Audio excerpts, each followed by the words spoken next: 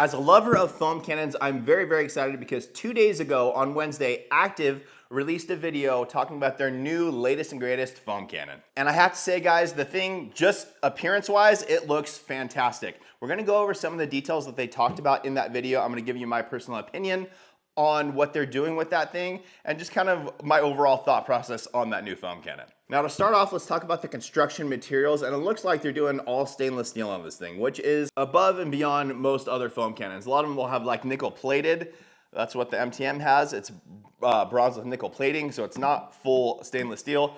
The MJGCs just use brass. Again, for me, one person commented on one of my videos a long time. They said if the US Navy uses brass, then it's good enough for me. And yeah, it's a very, very fair point, right? I do agree with that very strongly. But whatever, it's nice that they're increasing that longevity of the unit, I guess, and going stainless steel, it should last even longer, which, you know, who knows, but it looks really, really good. Now they state in their video that their number one concern for this new foam cannon is foam production. They want to be the leader. They want to make a ton of foam with this new foam cannon. Are they going to be able to achieve that? I don't know. The MJGCs currently, for me, get the most amount of foam. They're insane. And technically, the Pro V3 will be coming out here at some point. It was supposed to be released already. I think there's a color to the bottle, and they're having issues with that. So they're not going to release anything until that's all dialed in so that they don't have any issues. So it's coming. I don't know exactly when, but it will be coming. In the meantime, the Pro V2 and the SV3 are phenomenal, right? They with the Pro V3, they're even stating that it's supposed to get even more foam. I don't know how they're going to do that because these things already get a crazy amount of foam, but we'll see. Now, obviously, Active is incredibly good at making very, very attractive products, right? The Active 2.0, very good looking pressure washer. The 2.3 looks incredible, super awesome looking pressure washer. Their they went into heavy design when they were talking about their pressure washer gun, and now with the foam cannon, again, it looks like they're going after a very, very aesthetically pleasing foam cannon. Now, overall design of it, I would say it's like they took a conglomeration of all the foam cannons out there and everything that's good about them and turned it into one unit. So I would say the overall design looks very, very similar to the MTM with the wide mouth connection on it. Obviously, it's not exactly, but that's just right when I first saw it, I was like, oh, that's a similar design. When we talk about the bottle, right off the bat on the Active video, they talk about the bottle being extremely sturdy. Obviously it has a really wide base, which is nice because once you have product in it, or especially, but you can just put them down, they're not gonna fall over. When you have the narrow, basically like 1 liter bottle, the old school ones, they could topple over, especially with the head of the unit, the weight of the head of the unit. So it's nice that they went with a wide bottle. But another thing that they talk about is when you look at it in this formation, right? You look at the bottom, it's slightly triangular, slightly. And what they talk about is that they wanted to base it off of the stability of a tripod, which right when they said that, I was like, yeah, that makes a ton of sense. That's a great idea. So it's not like overbearing, it's not a triangle, but you can see it's a circle, but you can see like the main 3 points to it. And it seems like a really, really good idea to me. Now moving on to the actual wide mouth connection point.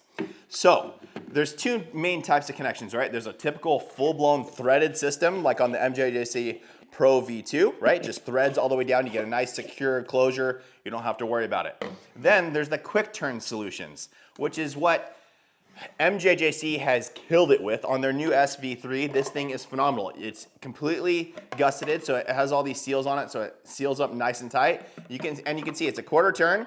As you turn it, it sucks itself up and into the head unit and holds really, really steady. Very, very nice.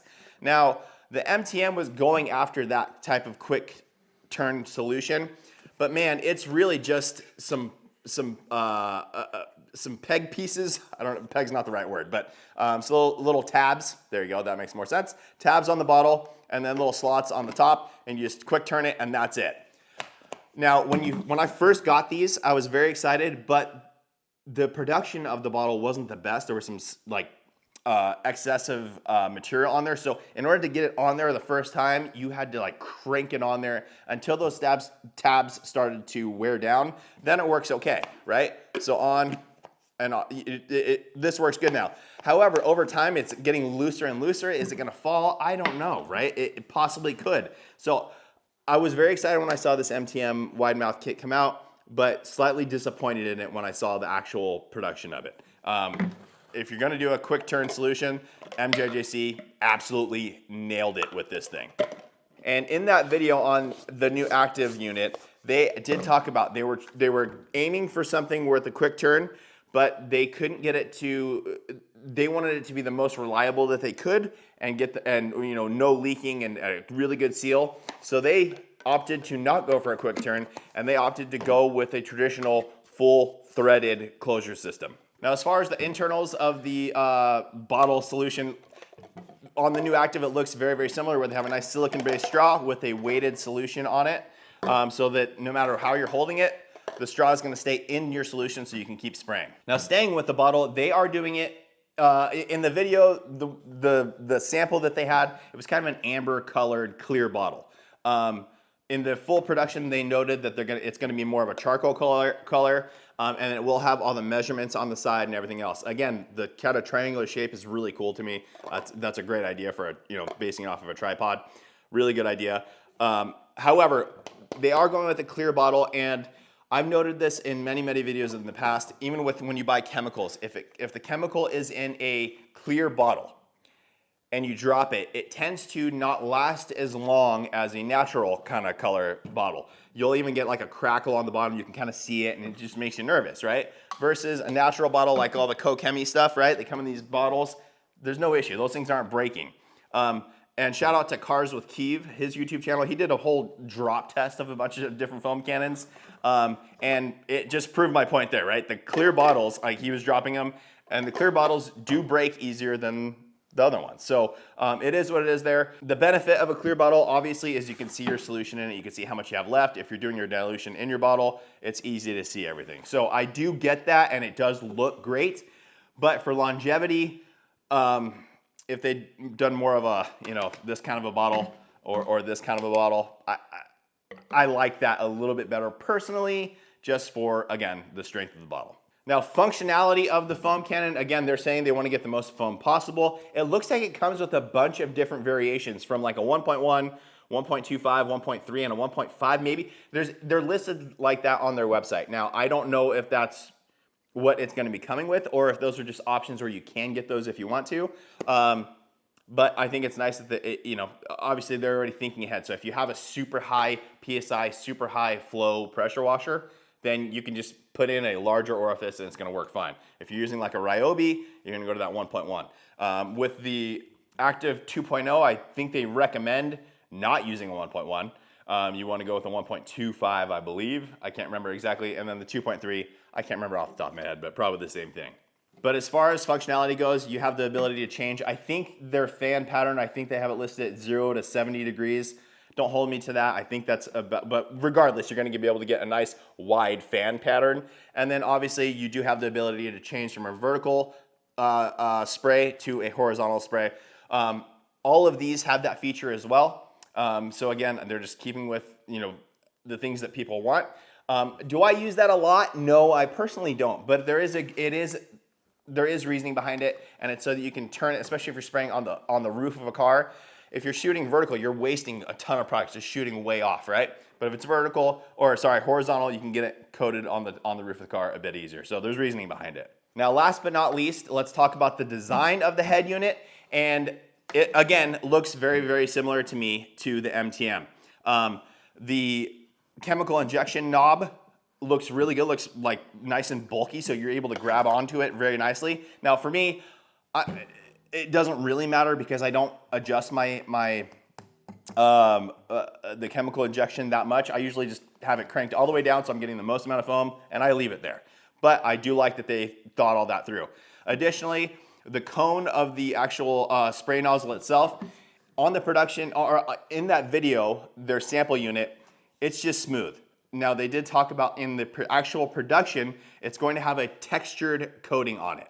So that and I have a picture here on their little pictures that they put up, and you can kind of see the texture to it. And the reasoning behind that was a good one, I think. Although the MJGCs are smooth, again, I don't have any issue with it. But their reasoning behind it was, you're washing your car, and say you got water on your hands, it's a little bit slick, or soap on your hands and it's really slick.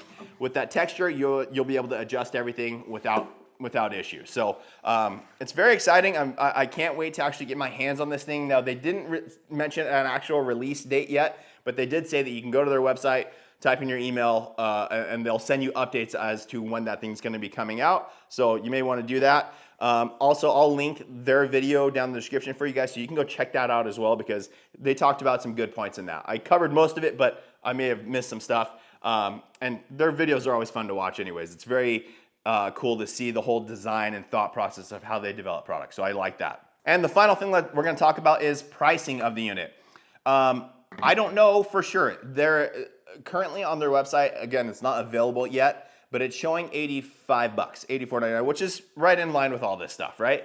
Now, if that is the case and it is if it is fully stainless steel, that's a really good value because stainless steel is a more expensive component, and yeah, that's a really good deal. So again, I can't wait to get my hands on this thing and actually start testing it, comparing it to the MJJCs, comparing it to the MTMs. So that's it, guys. I just wanted to make that video, give my personal point of view, because when I saw that video come out 2 days ago, I got to watch it immediately within the first hour, and I was like, man, I can't wait for this thing to actually launch. So again, I love foam cannons. I love foaming down my car. So the more on the market, it seems like everyone's stepping up the game and making them better and better and better and better. For me, still the MJJCs are number one, but I'm very excited to check out this Active because from what they're saying, it could be a good contender. So that's it for today's video, guys. Please make sure to like the video, make sure you're subscribed, turn on the notification bell, and we will see you on the next one.